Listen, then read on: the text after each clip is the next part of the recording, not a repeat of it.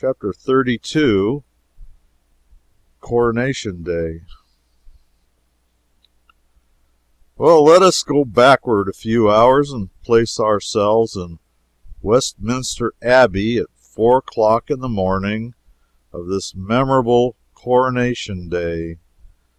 We are not without company, for although it is still night, we find the torch-lighted galleries already filling up with people who are well content to sit still and wait 7 or 8 hours till the time shall come for them to see what they may not hope to see twice in their lives, the coronation of a king. Yes, London and Westminster have been astir ever since the warning guns boomed at 3 o'clock, and already crowds of untitled rich folk who have bought the privilege of trying to find sitting room in the galleries are flocking in at the entrances reserved for their sort. The hours drag along tediously enough. All stir has ceased for some time, for every gallery has long ago been packed. We may sit now and look and think at our leisure. We have glimpses here and there and yonder through the dim cathedral twilight of portions of many galleries and balconies wedged full with other people, the other portions of these galleries and balconies being cut off from sight by intervening pillars and architectural projections. We have in view the whole of the great north transept, empty and waiting for England's privileged ones. We see also the ample area or platform carpeted with rich stuffs wherein the throne stands. The throne occupies the center of the platform and is raised above it upon an elevation of 4 steps. Within the seat of the throne is enclosed a rough, flat rock, the stone of Scone, which many generations of Scottish kings sat on to be crowned, and so it in time became holy enough to answer a like purpose for English monarchs. Both the throne and its footstool are covered with a cloth of gold. Stillness reigns. The torches blink dully, the time drags heavily, but at last the lagging daylight asserts itself, the torches are extinguished, and a mellow radiance suffuses the great spaces. All features of the noble building are distinct now, but soft and dreamy, for the sun is lightly veiled with clouds. At 7 o'clock, the first break in the drowsy monotony occurs, for on the stroke of this hour, the first peeress enters the transept, clothed like Solomon for splendor, and is conducted to her appointed place by an official clad in satins and velvets, whilst a duplicate of him gathers up the lady's long train, follows after, and when the lady is seated, arranges the train across her lap for her. He then places her footstool according to her desire, after which he puts her coronet where it will be convenient to her hand, when the time for simultaneous coroneting of the nobles shall arrive.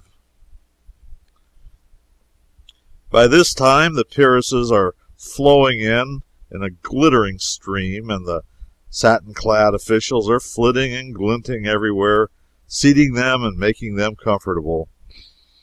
The scene is animated enough now. There is stir and life and shifting color everywhere. After a time, quiet reigns again, for the peeresses are all come and all in their places. A solid acre of, or such a matter, of human flowers, resplendent in variegated colors and frosted like a Milky Way with diamonds.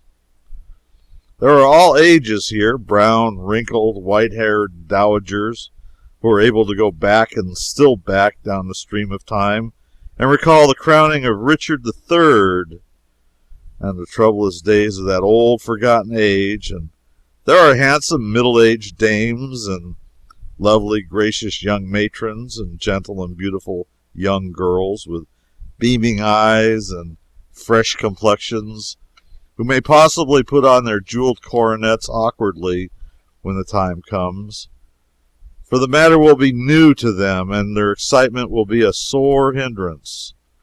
Still, this may not happen, for the hair of all these ladies has been arranged with a special view to the swift and successful lodging of the crown in its place when the signal comes. We have seen that this massed array of peeresses is sewn thick with diamonds, and we also see that it is a marvelous spectacle.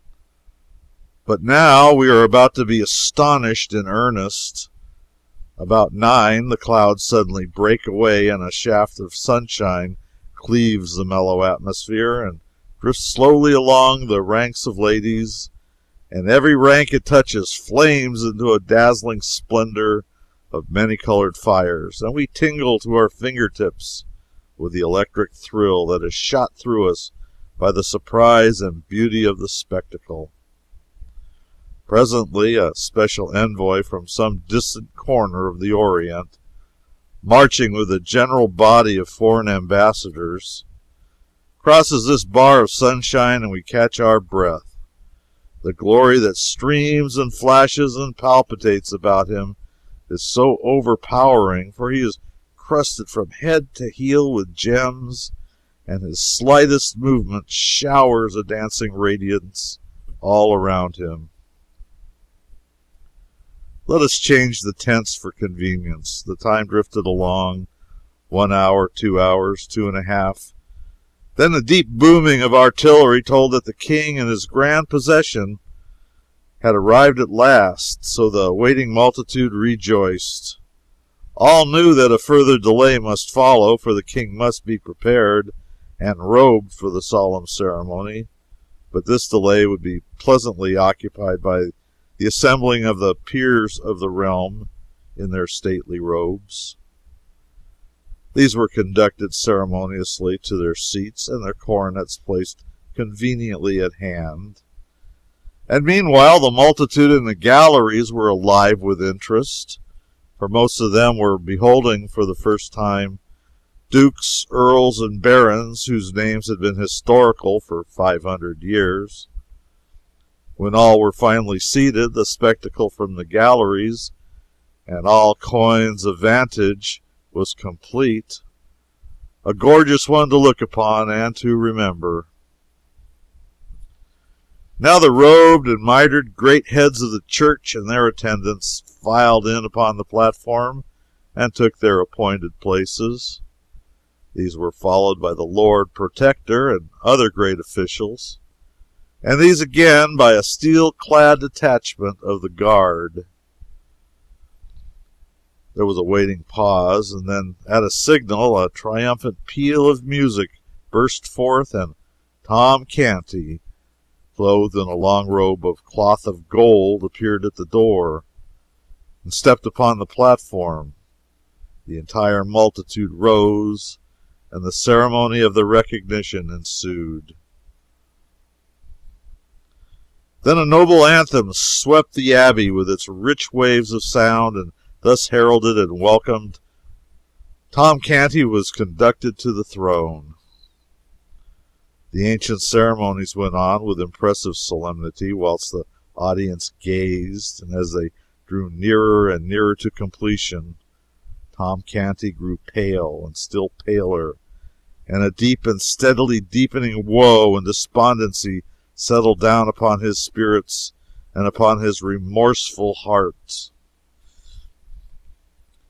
At last the final act was at hand. The Archbishop of Canterbury lifted up the crown of England from its cushion and held it out over the trembling mock king's head. In the same instant a rainbow radiance flashed along the spacious transept, for with one impulse every individual in the great concourse of nobles lifted a coronet and poised it over his or her head and paused in that attitude. A deep hush pervaded the Abbey. At this impressive moment a startling apparition intruded upon the scene. an apparition observed by none in the absorbed multitude, until it suddenly appeared, moving up the great central aisle. It was a boy, bareheaded, ill-shod, and clothed in coarse plebeian garments that were falling to rags, and he raised his hand with a solemnity which ill comported with his soiled and sorry aspect, and delivered this note of warning: "I forbid you to set the crown of England upon that forfeit head. I am the king." In an instant, several indignant hands were laid upon the boy, but in the same instant Tom Canty, in his regal vestments, made a swift step forward and cried out in a ringing voice, "Loose him and forbear! He is the king!" A sort of panic of astonishment swept the assemblage, and they partly rose in their places and stared in a bewildered way at one another and at the chief figures in this scene, like persons who wondered whether they were awake and in their senses, or asleep and dreaming. The Lord Protector was as amazed as the rest, but quickly recovered himself, and exclaimed in a voice of authority, "Mind not his majesty, his malady is upon him again. Seize the vagabond." He would have been obeyed, but the mock king stamped his foot and cried out, "On your peril! Touch him not! He is the king!" The hands were withheld. A paralysis fell upon the house. No one moved. No one spoke. Indeed, no one knew how to act or what to say in so strange and surprising an emergency. While all minds were struggling to right themselves, the boy still moved steadily forward, with a high port and a confident mien. He had never halted from the beginning, and while the tangled minds still floundered helplessly, he stepped upon the platform, and the mock king ran with a glad face to meet him, and fell on his knees before him, and said, "Oh, my lord the king, let poor Tom Canty be first to swear fealty to thee, and say, Put on thy crown, and enter into thine own again." The Lord Protector's eye fell sternly upon the newcomer's face, but straightway the sternness vanished away and gave place to an expression of wondering surprise. This thing happened also to the other great officers. They glanced at each other and retreated a step by a common unconscious impulse. The thought in each mind was the same: what a strange resemblance!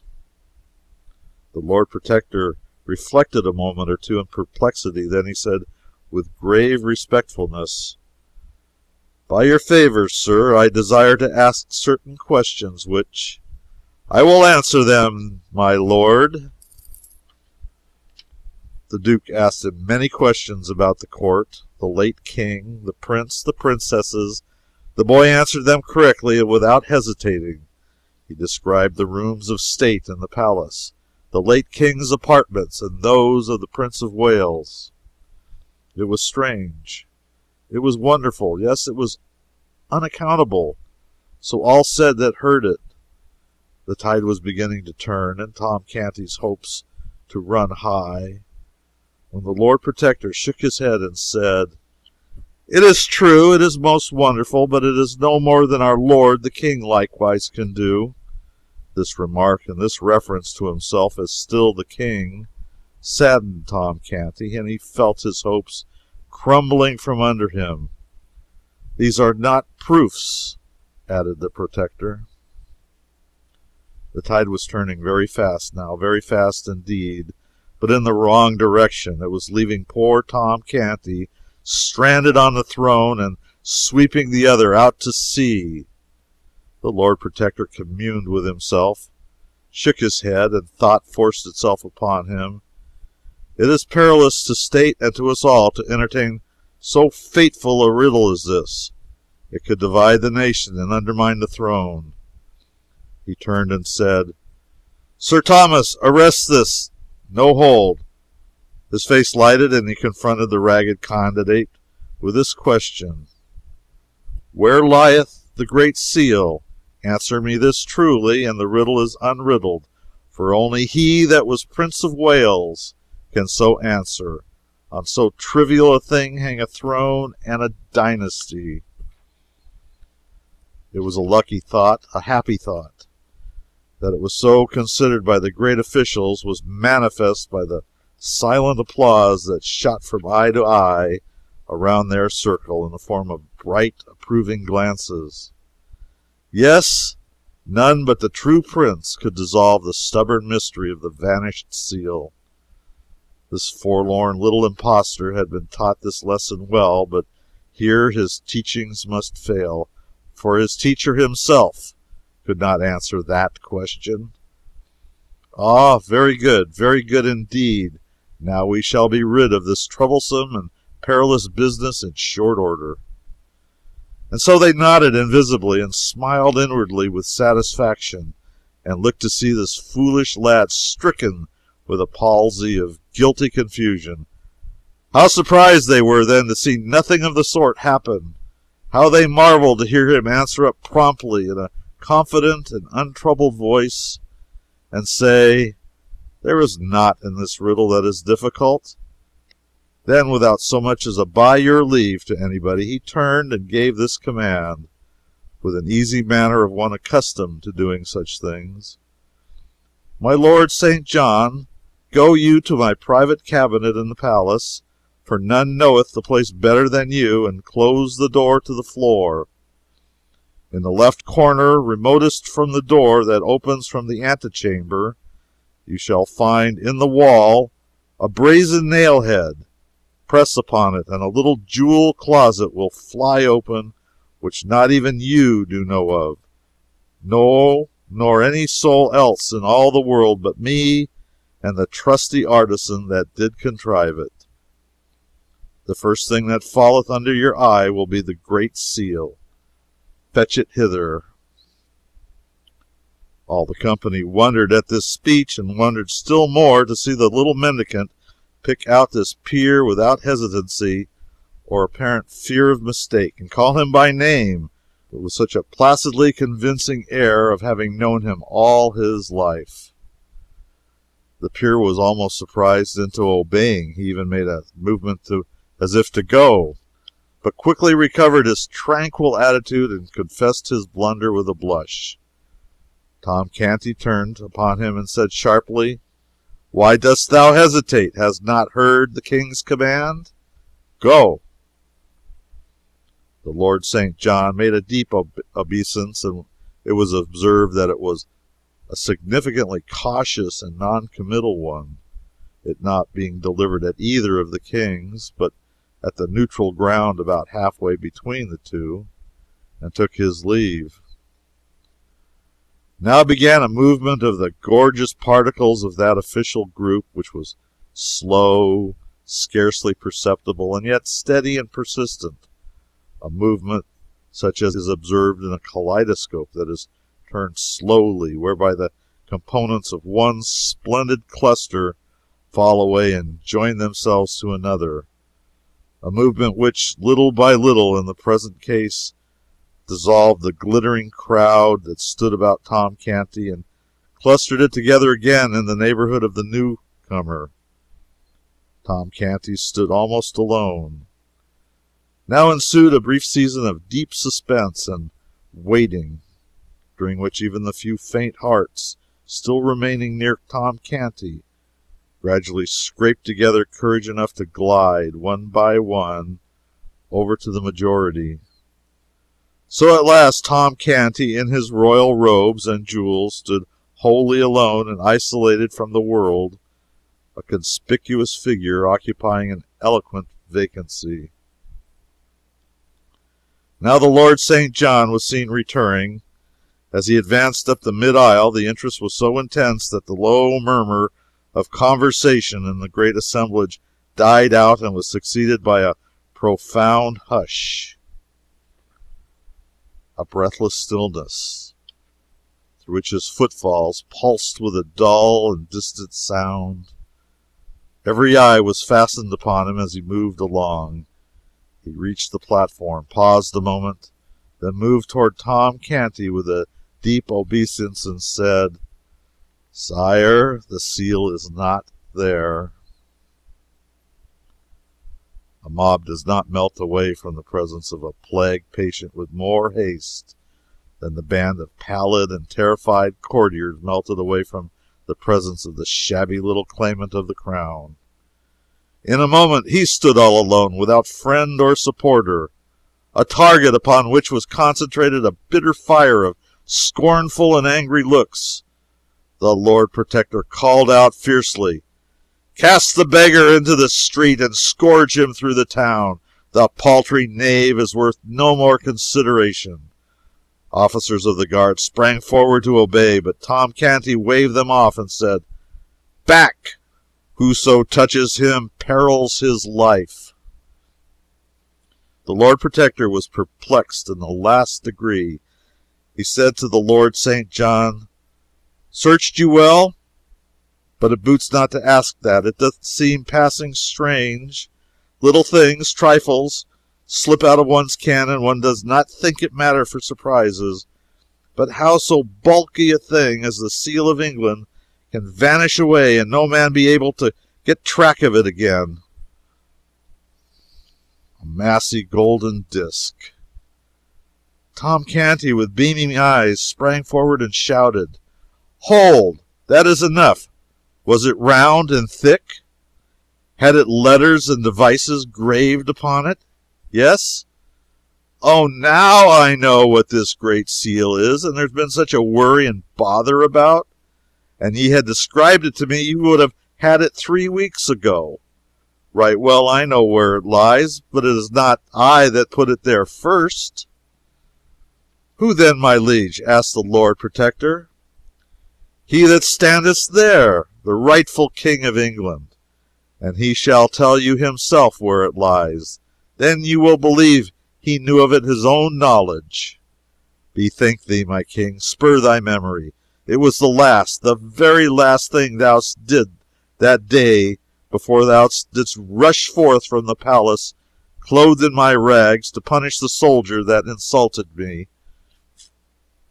A silence ensued, undisturbed by a movement or a whisper, and all eyes were fixed upon the newcomer, who stood with bent head and corrugated brow, groping in his memory among the thronging multitude of valueless recollections for one single little elusive fact, which, found, would seat him upon the throne; unfound, would leave him as he was, for good and all, a pauper and an outcast.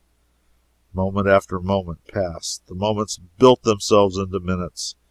Still the boy struggled silently on and gave no sign. But at last he heaved a sigh, shook his head slowly, and said with a trembling lip and a despondent voice, "I call the scene back, all of it, but the seal hath no place in it." He paused, then looked up and said with a gentle dignity, "My lords and gentlemen, if ye will rob your rightful sovereign of this own for lack of this evidence which he is not able to furnish, I may not stay ye, being powerless, but—" "Oh, folly! Oh, madness, my king!" cried Tom Canty, in a panic.